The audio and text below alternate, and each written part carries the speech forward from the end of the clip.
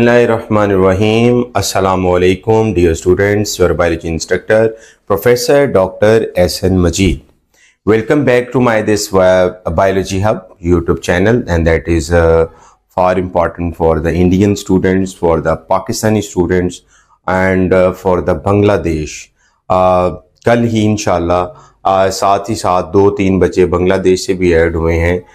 बांग्लादेश और इसके अलावा जो गिरदोनुमा कंट्रीज़ हैं इंशाल्लाह ताला वो साथ ही साथ लेक्चर्स, और मेरा कल पहला लेक्चर भी जो कि मैंने रखा था, तो due to the Pakistan India match की वजह से बच्चों ने कहा सर हमने आज नहीं पढ़ना, हम कल पढ़ेंगे। तो आज हम इंशाल्लाह वो पढ़ेंगे भी, लेकिन ये तो हमारा यूट्यूब के लिए। लेकिन उसके अलावा जो ऑनलाइन क्लासेस हैं उसके लिए आप कांटेक्ट कर सकते हैं।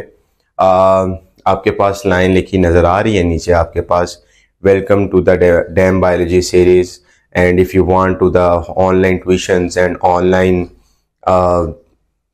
MD-CAT classes, NEET classes, then you can contact at this number +923249818330। ठीक है, अब हम स्टार्ट लेते हैं हमारा that one is a very important. आज का लेक्चर जो है that is on the nucleus. Nucleus सबसे पहले हमें पता होना चाहिए क्या कि ये किसने दरियाफ्त किया। 1831 के अंदर साइंटिस्ट का जो नेम था दैट वाज रॉबर्ट ब्राउन। ठीक है, रॉबर्ट हुक भी था। बच्चे क्वेश्चन करते हैं सर रॉबर्ट हुक ने कहा था सेल एक एम्प्टी स्पेस है। सेल क्या है? एम्प्टी स्पेस है which is bounded by the thick wall. तो उसकी बुनियाद पर अब उसने एक चीज कह दी थी, लेकिन उसके अलावा उसका इतना स्पेशल नेम नहीं है, जबकि न्यूक्लियस का ज्यादा है। प्रेजेंस की बात करें तो प्रेजेंस इसकी प्लांट में भी है और एनिमल में भी है।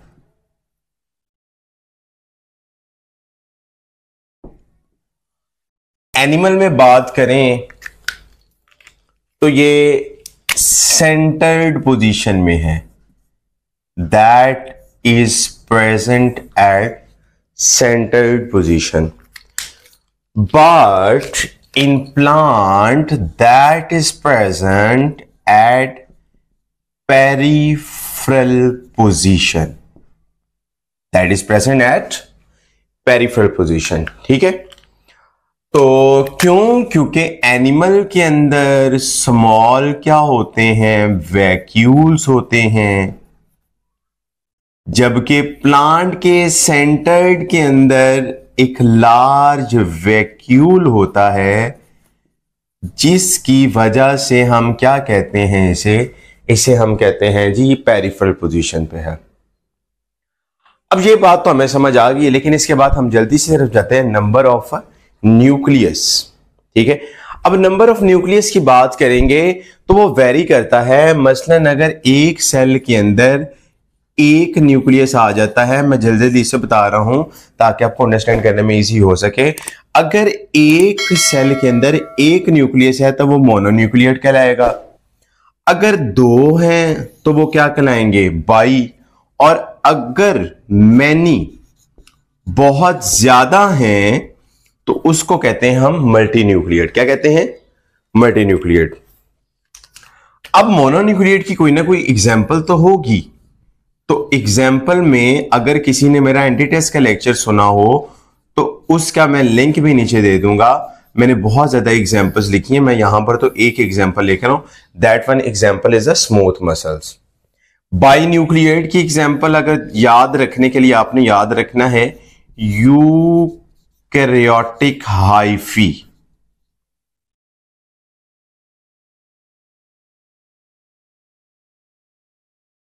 यहां से हम डाइकैरियोटिक हाइफी भी कहते हैं।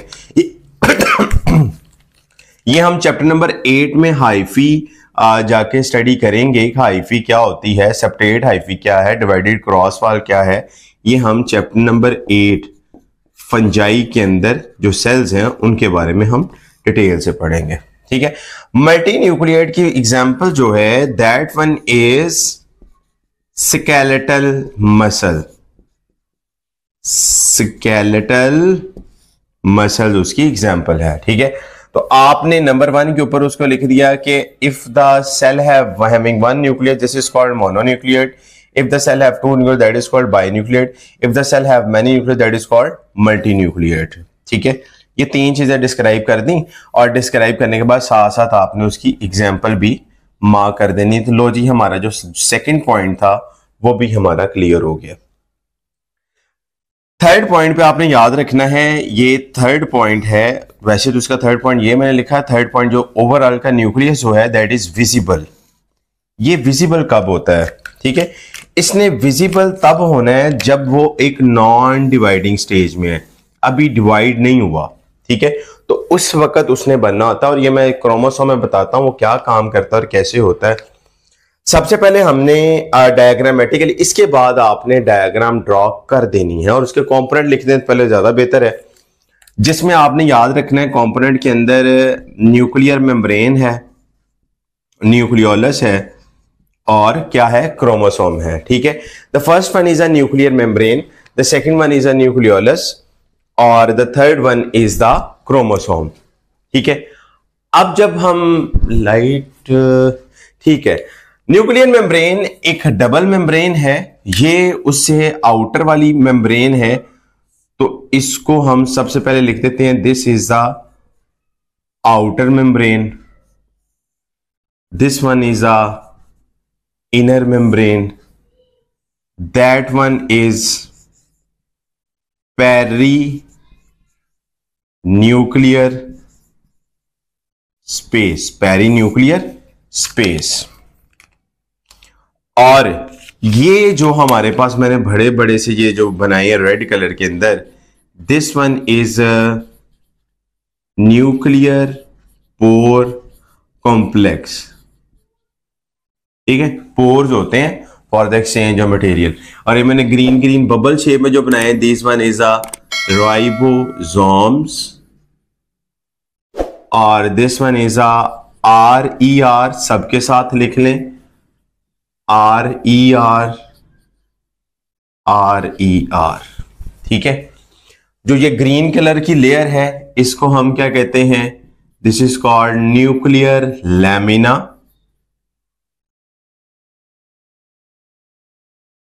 ये जो धागे नुमा स्ट्रक्चर है इसे हम कहते हैं क्रोमाटिन और यहां पर जो रीजन है इसको हम कहते हैं न्यूक्लियोलस। ठीक है, न्यूक्लियर मेम्ब्रेन जो है इसकी 2 मेम्ब्रेन हमने लिखी हैं, एक उसमें आउटर है और सेकंड वन उसमें क्या है, इनर है। ठीक है, आउटर जो है that is continuous with the endoplasmic reticulum, यानी रफ एंडोप्लाज्मिक के साथ जुड़ी हुई है, जबकि जो इनर मेम्ब्रेन है इनक्लोज करती है मटेरियल को, जिसमें न्यूक्लियोप्लाज्म भी उसका आ जाता है। और न्यूक्लियोप्लाज्म के अंदर क्या क्या चीजें मौजूद होती हैं ये भी आपने बात याद रखनी है। यहां पर आपको नजर आएंगे जी free nucleotides, you can see the free nucleotides. यहां पर आपको एंजाइम नजर आएंगे, DNA RNA पॉलीमरेसिस। यहां पर आपको मैग्नीशियम नजर आएगा for the synthesis of DNA and RNA, यानी बहुत से ऐसे जो चीज है वो आपको नजर आएंगी। न्यूक्लियोलस क्या है, it is a darkly stained body within the nucleus, within the nucleus. अब इसको थोड़ा सा स्टडी करने से पहले मैं बैक थोड़ा सा रेस भी कर रहा हूं ताकि आपको इसको जरा पहले एक दफा स्क्रीनशॉट इसका ले लीजिएगा, देन आपको समझने में आसानी हो सकेगी।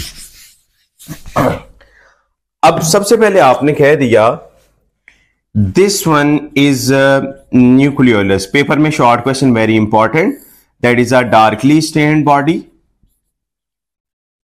डार्कली स्टेन्ड बॉडी है। ठीक है, इसके 2 एरिया हैं, central fibrillar area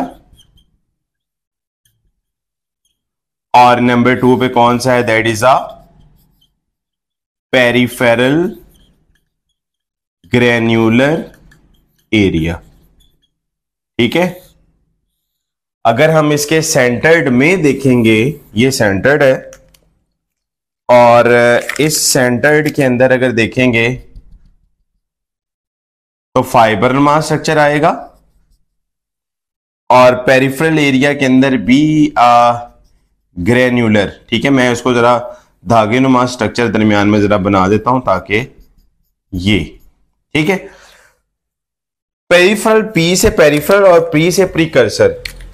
precursor of ribosomal सब यूनिट, प्रीकर्सर ऑफ राइबोसोमल सब यूनिट।